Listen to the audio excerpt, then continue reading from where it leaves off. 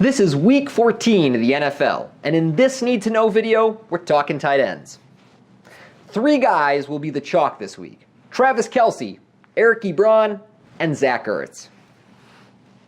With the volume these 3 get, you can't really go wrong playing any of them. None of these 3 will be so high owned that you should full fade if you're making multiple lineups. But keep in mind that if you go chalky at running back, as many DFS players will this week, the tight end position is one of the best opportunities to differentiate your lineup. For tight end pivots, I like Rob Gronkowski, George Kittle, and Jimmy Graham.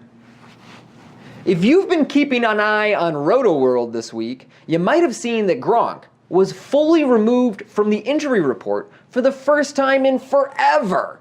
He was a dud last week, but before that, he had games with 7 and 8 targets. Best of all, Gronk's price is at a career low for daily fantasy sports. The Niners are facing a tough Broncos defense, but George Kittle averages over 10 targets a game from his last 3 games, and his price is the lowest it's been since late October.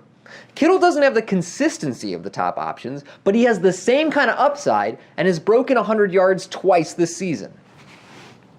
Jimmy Graham's usage in the Packers offense has been volatile this season, but he's coming off a game with a team-high 11 targets and now faces one of the league's worst pass defenses, while his price has been sinking for weeks. I like Graham. I think there's several interesting contrarian options at tight end this week, and my favorite are Vance McDonald, David Njoku, and Matt LaCosse.